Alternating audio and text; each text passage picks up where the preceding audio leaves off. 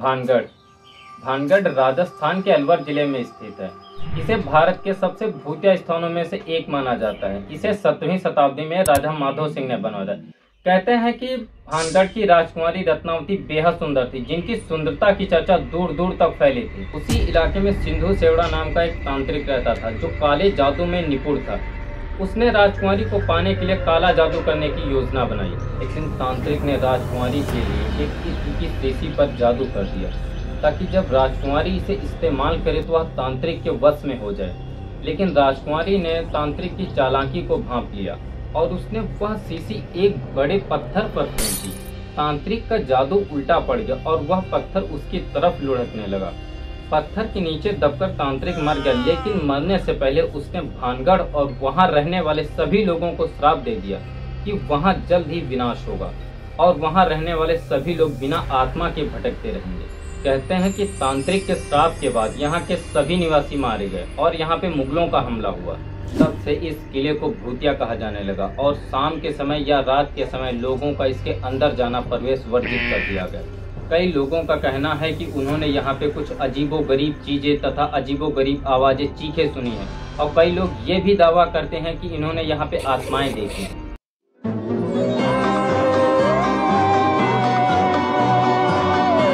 अक्सर लोग दावा करते हैं कि उन्होंने किसी भूत या आत्मा को देखा या महसूस किया है।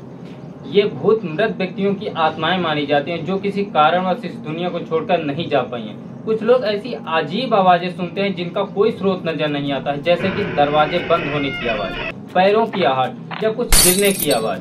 कुछ मामलों में लोग दावा करते हैं कि घर की चीजें इधर उधर हो जाती हैं। कई लोग बताते हैं कि जब वे किसी भौतिक शक्ति के संपर्क में आते हैं तो उन्हें अचानक से ठंड का अनुभव होता है, जैसे उनके चारों ओर की हवा अचानक ठंडी हो जाती है। आपने सुना होगा कि पुरुषों की अपेक्षा महिलाओं में भूत प्रेत या अलैंगिक शक्तियों की ज्यादा समस्या रहती है। भूत प्रेत जैसी अवधारणा सांस्कृतिक, धार्मिक और सामाजिक विश्वासों से जुड़ी होती है। इसका महिलाओं के साथ अधिक जोड़ा जाना कुछ समाजों में प्रचलित पितृ सत्तात्मक सोच और ऐतिहासिक धारणाओं का परिणाम हो सकता है। इसके पीछे कई कारण हो सकते हैं। पारंपरिक समाजों में महिलाओं को अक्सर कमजोर, संवेदनशील और भावनात्मक रूप से कमजोर माना जाता है। इस सोच के कारण यह धारणा बनी है कि भूत प्रेत जैसी नकारात्मक ताकतें महिलाओं को अधिक आसानी से प्रभावित कर सकती हैं। महिलाओं में मानसिक स्वास्थ्य समस्याओं या भावनात्मक तनाव को कभी कभी भूत प्रेत से जोड़ दिया जाता है, क्योंकि महिलाओं के मानसिक स्वास्थ्य पर खुलकर चर्चा नहीं होती थी। उनके व्यवहार को गलत तरीके से समझा जाता था। ऐसी धारणाएं अक्सर समाज में महिलाओं की स्थिति और उनके मानसिक स्वास्थ्य के बारे में सही जानकारी और समझ के अभाव के कारण उत्पन्न होती है।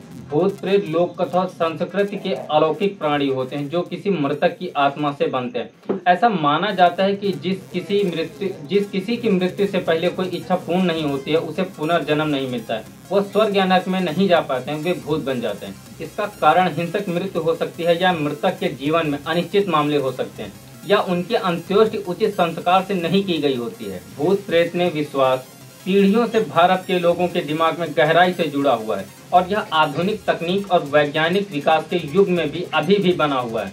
भारत में कई कथित तौर पर भूत से पीड़ित स्थान हैं, जैसे कि जीर्ण इमारतें, शाही मकान, किले, बंगले, घाट तथा अन्य जगहें।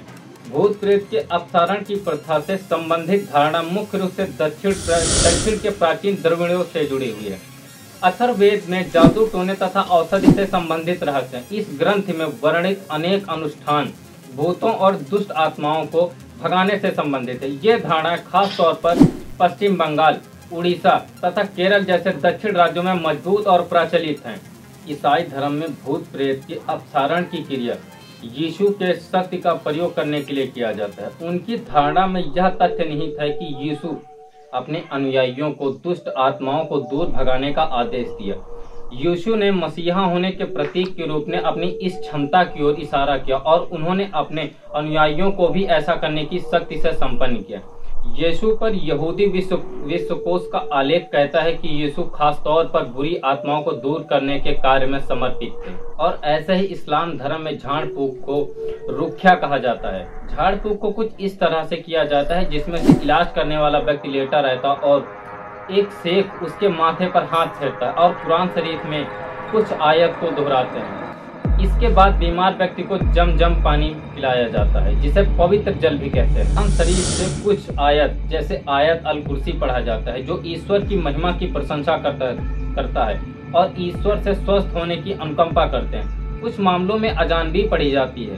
पैगंबर मोहम्मद साहब अपने अनुयायियों से कहते हैं कि कुरान शरीफ की आखिरी 3 सूरा पढ़ना अच्छा होता है। पैरासाइकोलॉजी ऐसी विधा है जो वैज्ञानिक विधि का उपयोग करते हुए इस बात की जांच परख करने का प्रयत्न करते हैं कि मृत्यु के बाद भी मनोवैज्ञानिक क्षमताओं का अस्तित्व रहता है या नहीं रहता है। महान वैज्ञानिक अल्बर्ट आइंस्टीन ने भी भूतों की मौजूदगी पर आधुनिक भौतिक का एक सिद्धांत दिया, जिसे थर्मोडायनामिक का पहला नियम कहते हैं। इस नियम के मुताबिक ऊर्जा न तो बनाई जा सकती है और न ही नष्ट की जा सकती है। इसे सिर्फ एक रूप से दूसरे रूप में बदला जा सकता है। ऐसे में सवाल उठता है कि शरीर से निकलने वाली ऊर्जा का क्या होता है। विज्ञान के मुताबिक जब भूतों के बारे में सोचा जाता है तो सबसे पहले ये बात सामने आती है कि क्या ये वस्तु है या नहीं है। क्या वो दरवाजों को खुद खोल या बंद कर सकती हैं? क्या भूत एक कमरे से दूसरे कमरे में कोई चीज फेंक सकते हैं? तार्किक तौर पर देखें तो सवाल ये उठता है कि अगर भूत इंसानी आत्माएं हैं तो वे कपड़ों में क्यों दिखाई देती हैं। अमेरिका में सन 1800 के अंत में भूतों पर बहुत खोज और काम हुआ, लेकिन बाद में यह पता चला कि इसका मुख्य जांचकर्ता हैरी होडेन एक फ्रॉड था।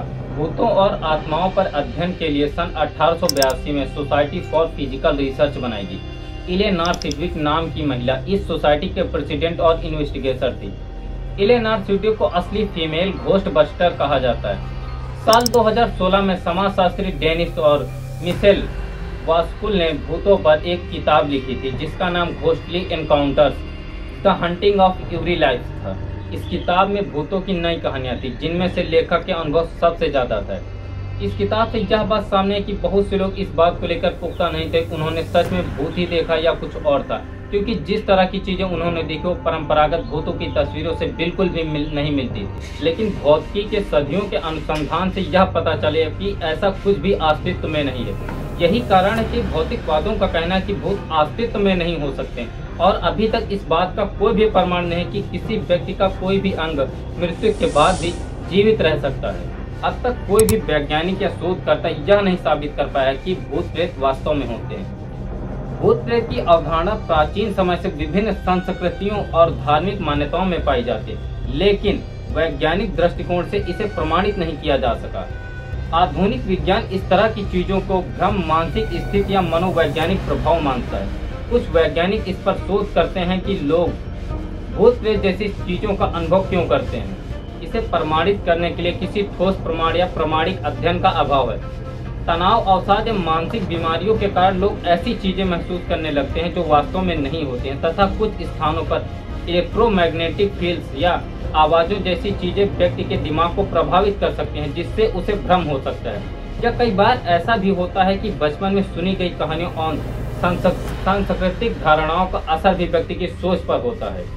रात के समय पीपल के पेड़ या किसी अन्य पेड़ से ऑक्सीजन की बजाय CO2 उत्सर्जित होती है, जिससे सांस लेने में कठिनाई या हल्का चक्कर आने जैसी स्थिति हो सकती है, जिसे लोग भूत का अनुभव भी मानते हैं।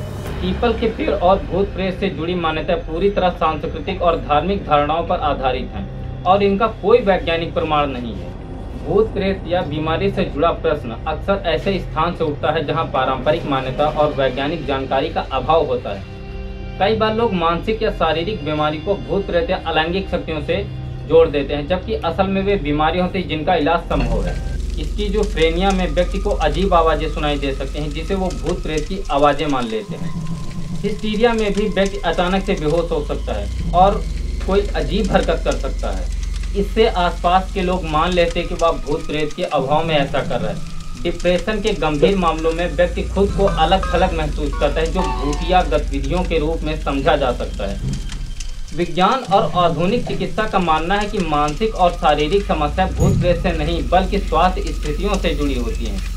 सही समय पर मनोचिकित्सक या डॉक्टर से सलाह लेने पर ऐसी समस्याओं का समाधान संभव है।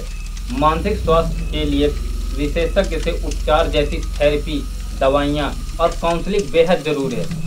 जब किसी व्यक्ति के साथ इस तरह की स्थिति हो तो उसे तुरंत चिकित्सा सहायता दिलाई जानी चाहिए। भूत प्रेत या बीमारी से जुड़ा प्रश्न अक्सर ऐसे स्थान से उठता है जहां पारंपरिक मान्यता और वैज्ञानिक जानकारी का अभाव होता है। कई बार लोग मानसिक या शारीरिक बीमारी को भूत प्रेत या अलैंगिक शक्तियों से जोड़ देते हैं, जबकि असल में वे बीमारी होती है जिनका इलाज संभव है। वैज्ञानिक अनुसंधान के अनुसार भूत प्रेत जैसी चीजें आज भी एक रहस्य हैं, लेकिन इसे वास्तविक रूप से मौजूद साबित नहीं किया जा सका।